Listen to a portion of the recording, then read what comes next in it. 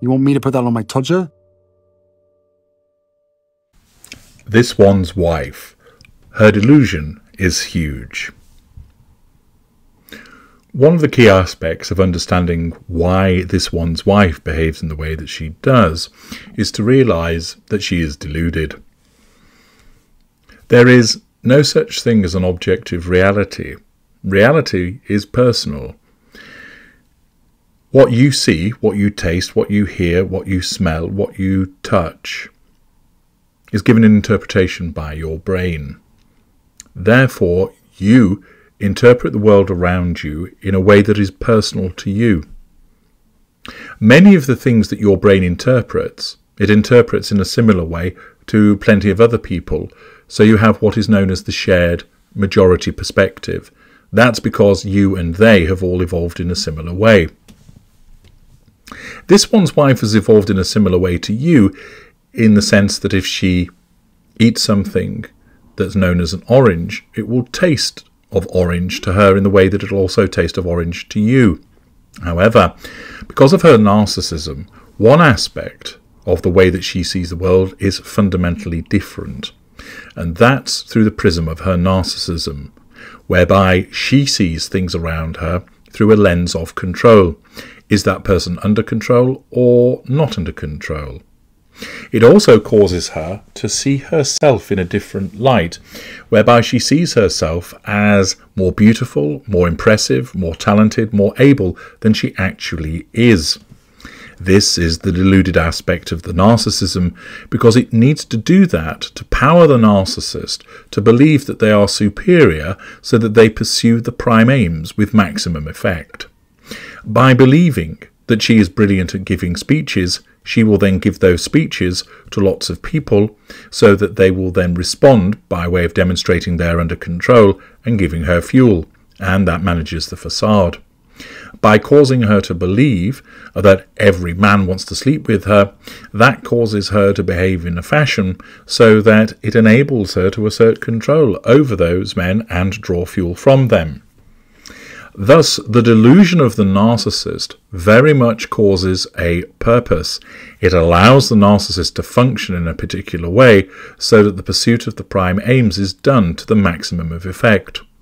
There are lots of different delusions that exist with differing narcissists. The delusion of popularity, the delusion of brilliance within a particular field, for instance, that they are particularly adept at sports.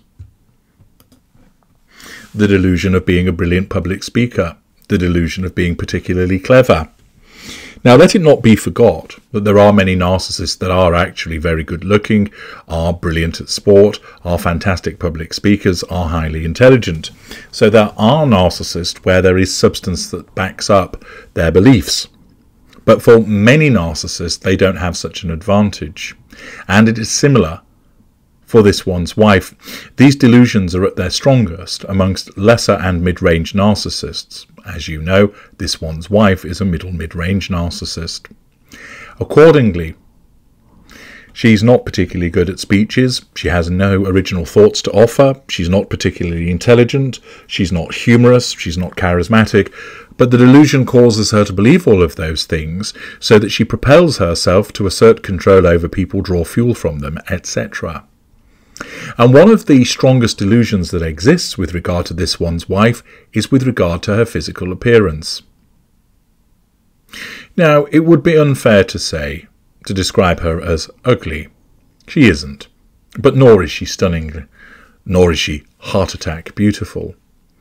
There are plenty of women that are not as good looking as her, and there are lots that are better looking than she is. But of course, her narcissism causes her to believe that she is stunningly and radiantly beautiful.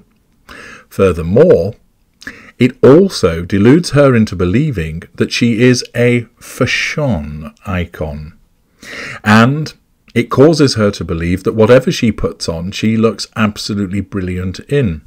Now, again, in the interest of fairness, there are some outfits that she's worn which she does look good in them, and they suit her. But she has a lot of misses, far more misses than you might ordinarily do for someone who's got access to stylists, though ignores them, and of course someone who has the amount of money that she has.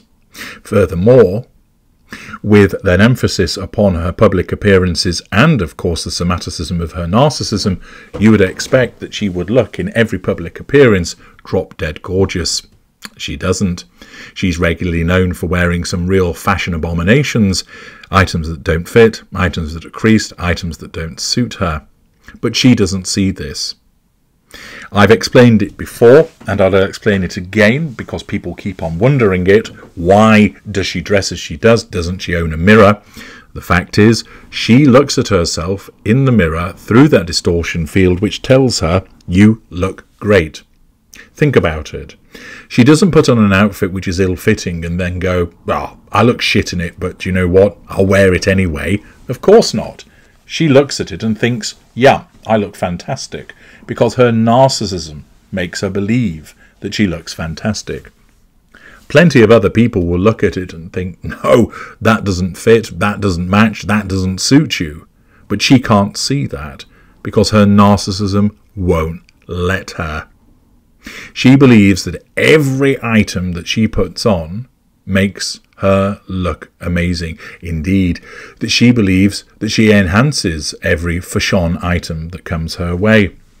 And this level of delusion has continued because another PR puff piece has evolved from Town and Country, this time telling us this one's wife's style evolution.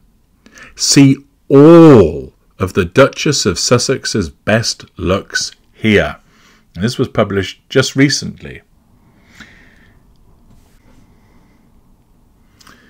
The article continues stating, with her striped blazers and crisp button-downs, this one's wife quickly became fashion's preppiest new it girl when she first started dating Prince Harry.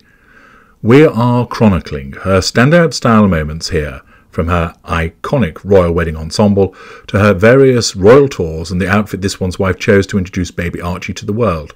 Here, our favourite fashion looks from the Duchess of Sussex.